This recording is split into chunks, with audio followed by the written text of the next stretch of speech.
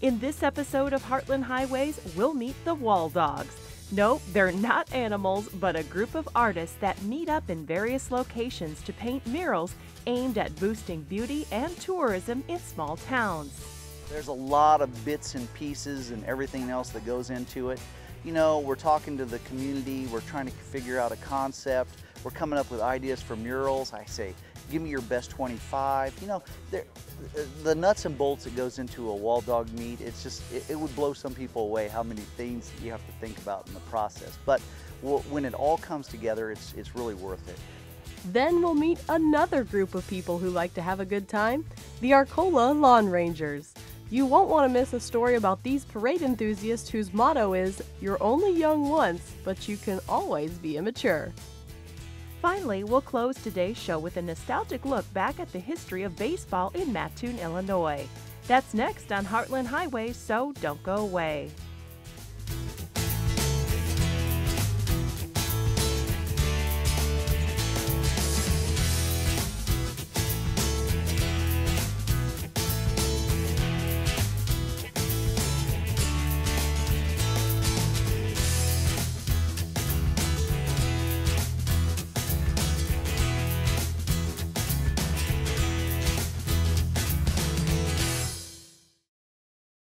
Hello and welcome to Heartland Highways. Our first two stories today take us to Arcola, Illinois, about 20 minutes north of where we are in Charleston. First, we'll spend some time with the Walldogs. Not sure what a Walldog is? Well, neither were we until one of our viewers told us about them. Yeah, they're people and not dogs, and when they come to town, there's a lot of paint, a lot of fun, and a lot of good things for the community. Check it out for yourself.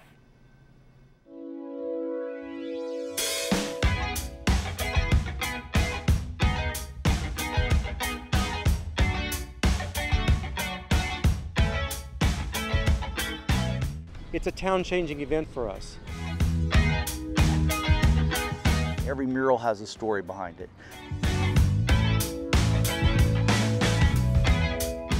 It all comes down to the passion for what we do. It's fantastic.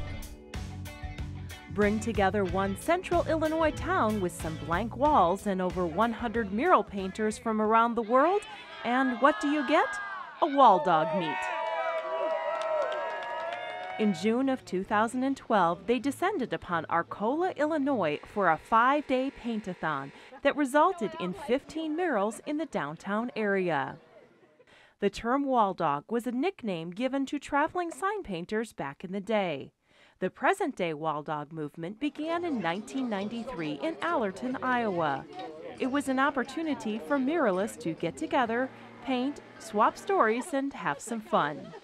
I was at the first one back in '93 in Allerton, Iowa. And I saw these things and I thought, I need to be more involved in this. Down the road, I became one of the people that ran one, and then I did another one, and now I kind of help out with it because it is a lot of work. So now we get the towns that really run it, and we just bring in the painters. So it's come a long way. So that's how I kind of got involved with it, is through the magazines and through these sign meets called letterheads. That's how I did it. Growing in popularity each year, meets have taken place in Minnesota, Wisconsin, and here in Illinois. Towns such as Danville, Atlanta, and now Arcola have all had the opportunity to host Walldog meets. We were on a list, kind of a group of people that competed for this, and because of what we offer, to be honest, we're unique and different than most communities. Because of what we offer, we were selected for this year. It's really an honor. It really is an honor. It's hard to compete with other towns that may have more money or more walls or whatever, but we had the right mix of what they wanted this year, and we were honored to be selected. So it's going to be something that's going to last for years. We're raising money to maintain the walls. You know, we've raised money to get the walls. Now we're raising money to maintain the walls forever. So it's going to make Arcola a lot different. There's a lot of bits and pieces and everything else that goes into it. You know, we're talking to the community, we're trying to figure out a concept, we're coming up with ideas for murals. I say, give me your best 25. You know, the nuts and bolts that goes into a Walldog meet, it would blow some people away how many things you have to think about in the process. But when it all comes together, it's really worth it. Long before the paint ever touches the wall, months of planning and fundraising by the community takes place. The artists bring their talents, and the community provides lodging, stipends, scaffolding, and supplies for the project. For Arcola, it was a 2-year process. Choosing mural themes begins with community ideas, which the team leader takes and narrows down. I looked over the list and I said, you know, what, from an outsider's perspective, what do I find interesting? You know, because the idea is to draw people into Arcola. You know, yes, it's about Arcola, for Arcola, but we want to bring people to the community. So I looked at the subject matter and I said, what would bring me here? And so that's how I kind of selected our 15 projects that we have going on here in town. Every mural has a story behind it. We may not know the complete story right now. We know what the town has given us the information about, but the rest of the story comes out when people come to the wall. It's like, for instance, we're doing the city of New Orleans, the train, and people will come up and they'll look at this wall, and all of a sudden the stories will start coming out. And they'll start talking about how that train used to come through here and how they would travel on that train to Chicago, or they would pick up family members. And that's how we actually kind of develop the character of the mural. And any mural that we're actually doing here will be the same thing. We're developing a character, and the community actually will lend to the narrative that's actually going to happen per every single mural that's here. The Arcola walls celebrate the community's people, history, and heritage. This is a multicultural town. Have we talked about that yet? Really excited about the fact that we're the traditional old guys that have been here forever. And then we have a Hispanic migration into Arcola, where our population now is probably 30 or 40% Hispanic, which is wonderful. We have Mennonites, we have Amish, we have 4 cultures living very well together in a town of 3,000 or a little bit more people. So we're excited about that. We've honored all of them. There's going to be something for the Hispanic community, something for the Amish community, something to recognize Arcola's history in football, something to recognize our Raggedy and Ann founding here in town. We have a French Medal of Honor winner, as you know, we talked about earlier. Ozzie and Harriet, you don't remember them, they're much before your time, but they came to our opera house and performed here, and it's a wonderful thing. We have lawn rangers, we have broomcorn, something for everybody. The Walldog artists come from all over the country and the world. Many of them are small business owners who specialize in hand-painted signs. This gathering is more than just an opportunity to paint. It's a once-a-year reunion of new and old friends. We just have so many things in common. There will be people that you haven't met before, but you have this common denominator, this little paintbrush. And it brings us all together in locations like this and other countries all over the world that we've done these events in. And we all get together because of our love for painting and painting murals. And your shops, your vehicles, shop vehicles, motorcycles, all that. And the stories, you know, and your families. It's one big, it's like you're back in high school again. For me, it's a getaway, and it's a bit of an injection in the arm as far as inspiration goes. So, you know, I'll go home 3,000 mile an hour again and start painting pictures and enjoying it again, yeah? And you know what, I'm really personally blown away that, you know, I have 5 people from New Zealand showing up, a guy from Australia, a crazy guy from Scotland, you know, and a whole slew of Canadians, and of course all my American friends, all coming here because I asked them to come and paint, and it's humbling.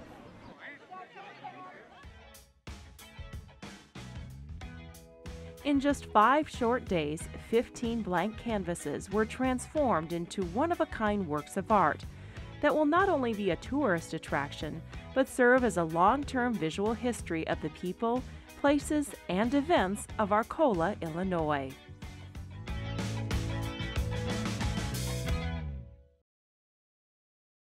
We found a lot of interesting things on Arcola, and one more to add to the list are the Lawn Rangers. That's right. The Lawn Rangers are a group of local parade enthusiasts who have a wide variety of talents. At some point many years ago, they decided they wanted to be involved in the parade, so they formed the Lawn Rangers. And the rest, as they say, is history. Here's their story. Well, Clayton Moore was here in 1981 when he started, who was the Lone Ranger, so maybe in a way of tribute to him, but also in a way of, so My co-founder's wife actually came up with the Lawn Ranger name.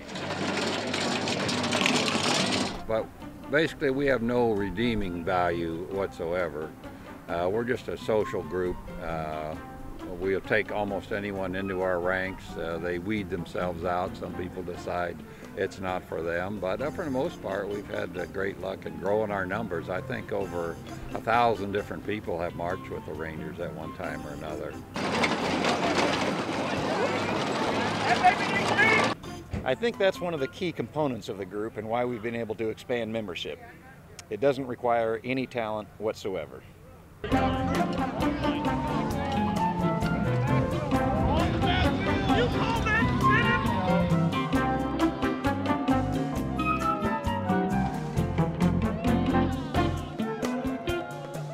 Well, the fellowship is part of the, it goes hand in hand with the motto, you're only young once, but you can always be immature.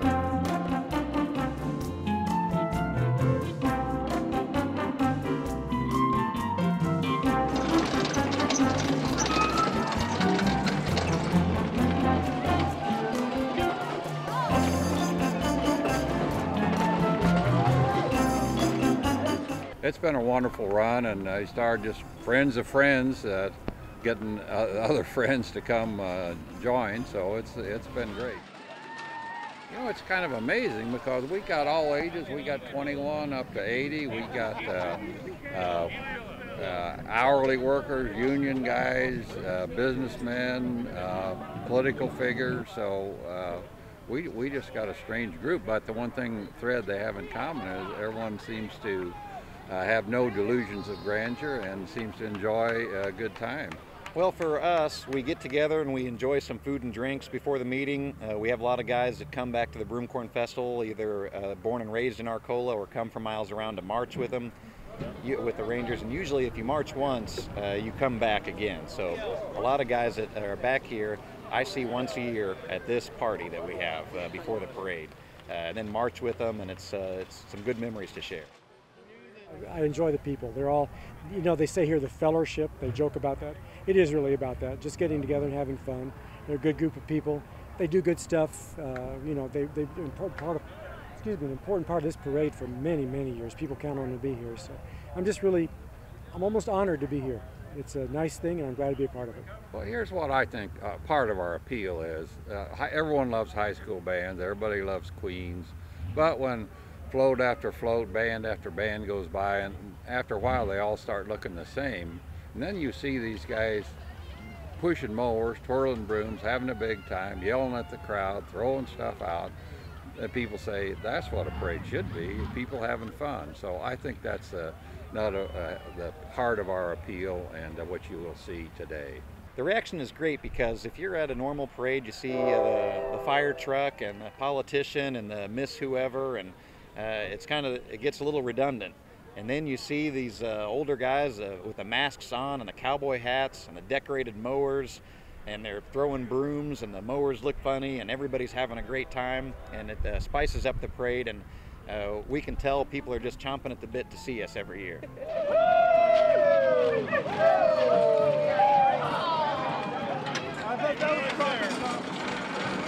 We went to the Holiday Bowl last year and the St. Louis St. Patty's Day parade. They're both big parades. So we do a parade in LaGrange, the pet parade. So we do get around. We don't do as many as we used to. We used to do 10 or 12 parades a year.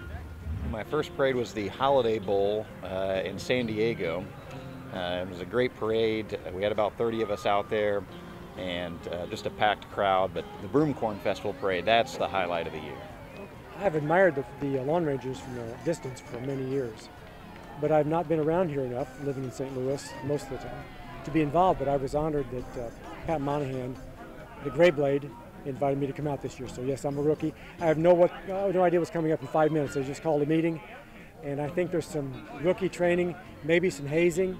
I may be beaten to a pulp. I have no idea, but I'm excited whatever they do. We hired some top-level choreographers and drew up some plans, but discarded those because they were way too complicated for our lads. So we got a couple basic maneuvers, which you'll see probably during the rookie camp. Turn the broom!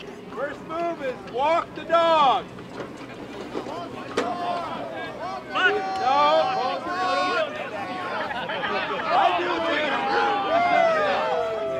The kind of hazing part about rookie camp is everyone keeps telling you, oh, you got to go through rookie camp. It's going to be really hard. And you get closer and closer to the parade and you wonder, are they going to tell me what I'm supposed to do during the parade? So the rookie camp actually happens about 5 minutes before the parade starts. So that's the nervous time for the rookie. Well, we take raw talent and try to whip them into experienced rangers, and it's pretty grueling for them. I don't want to make light of it, but it'll take 8 to 10 minutes to make a ranger. So, well, typically, you prefer to have the ranger shirt if you're so lucky, and then the cowboy hat is preferred. But people get real creative with what they're wearing. I have a snake on my belt. And from Arcola, we're the Purple Riders. I have the purple socks to represent there. But you want to be comfortable, and that's the main thing. And we're trying to kind of represent the Lone Ranger, so that's the connection with the Lawn Ranger. So that's why we get the cowboy hat and the get-up. Well, I think basically people in the community are real proud that we have taken basically zero amount of talent and turned it into the inaugural parade. Brought us my dad always used to say, put Arcola on the map. Well, the Rangers have definitely put Arcola on the international map with their performances around the country. My dad, the Gray Blade, Pat Monahan, is a founder of the Lawn Rangers, a co-founder of the Rangers. And so I remember seeing the Rangers whenever I was younger, practicing and in the parades, and it was always the highlight of the parade for me as a kid. And now to be part of it is pretty special. It seems to be like the organization is moving on. We're into the next generation and even some of the third generation from the original marchers.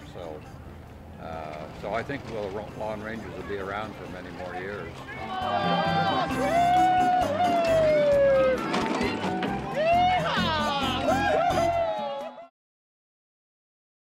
Our final story today takes us to Mattoon, Illinois, where baseball has a long and rich history.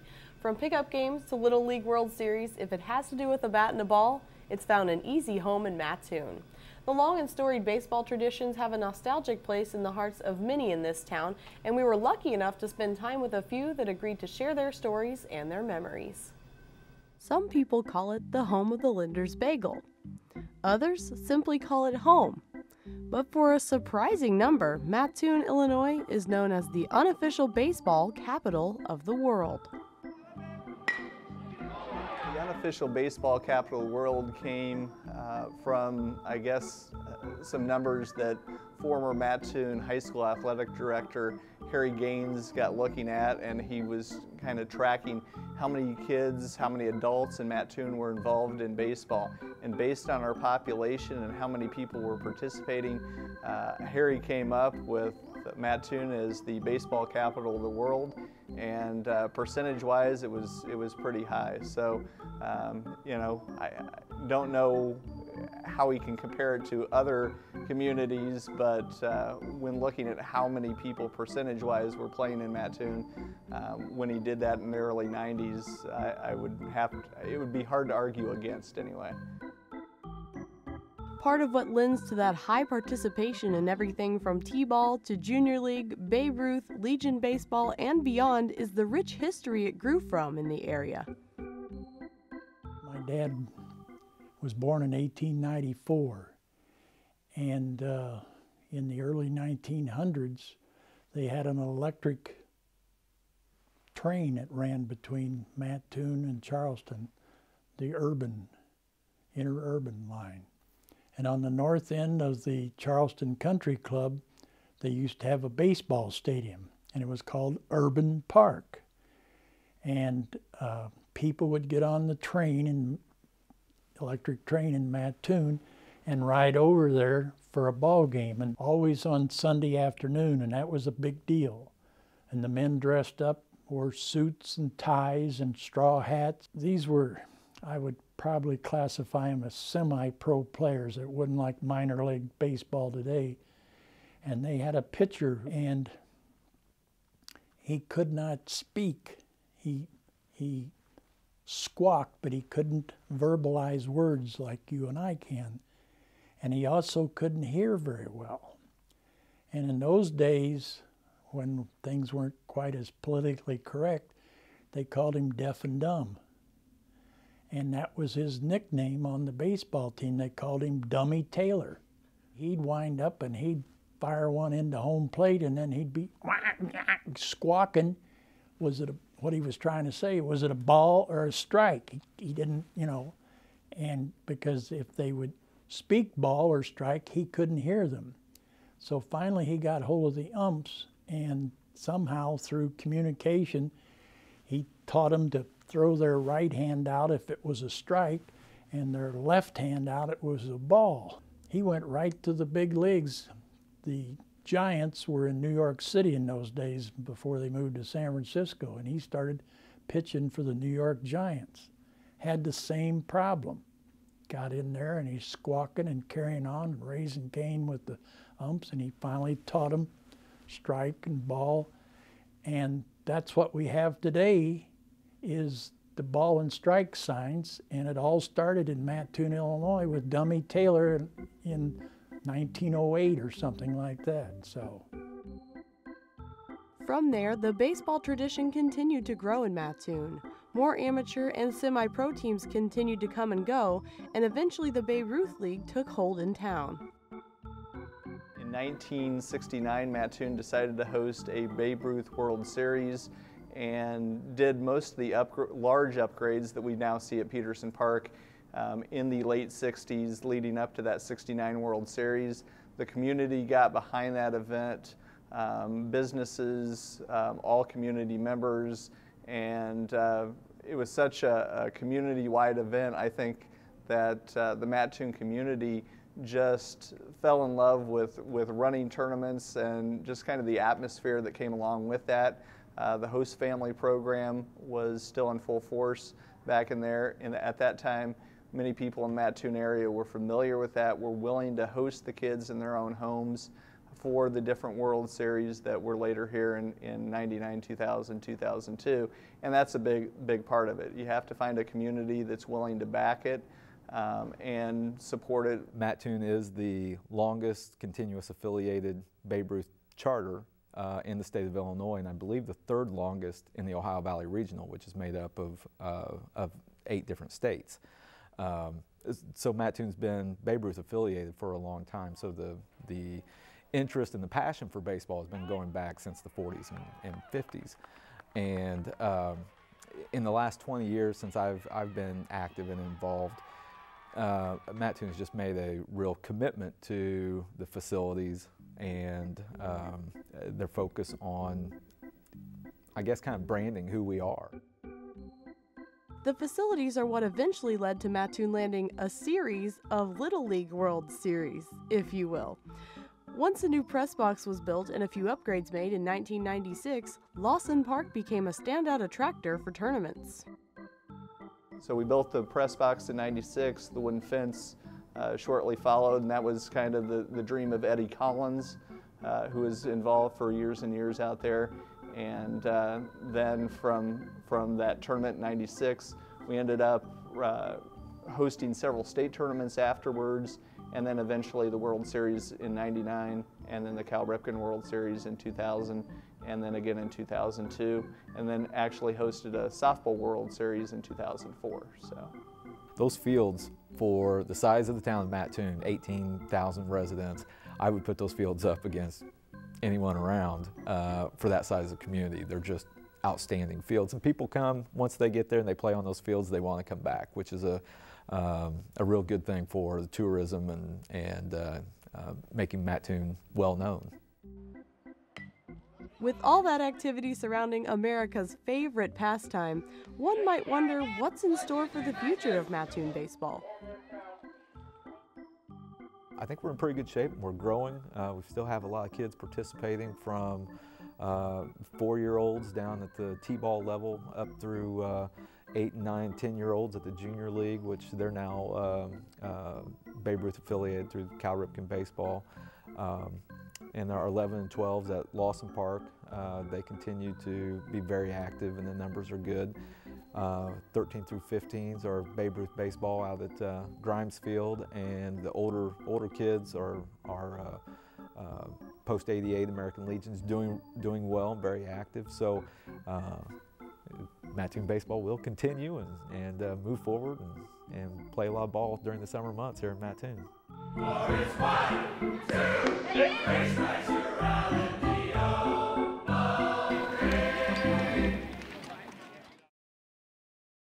That wraps up this episode. Thanks so much for watching. For more information about any of the people or stories you've heard about on the show today, just visit our website at weiu.net under the television tab. We'll see you next time. Now you can watch Heartland Highways online anytime. Check us out on youtube.com/WEIU-TV. Once you're there, just look for the Heartland Highways playlist, which will take you to a list of full episodes from season 7 through 11. And now you can subscribe to our channel so you'll automatically be notified of when new programs are available to view. So sign up today. Hello and welcome to Heartland Highways. Our first 2 stories today take us to Arcola, Illinois. Hey y'all, welcome back to Heartland Highways. Our first 2 stories today take us to Arcola. Arcola, where we wash things. In July. We'll do it Minnesotan style. Yeah. Hello and welcome to Heartland Highways. Our first 2 stories today take us to nowhere. Arcola. Yup, there are lots of people, not dogs. Dogs. Dogs. Dogs. Do you have a bag? A bag of milk.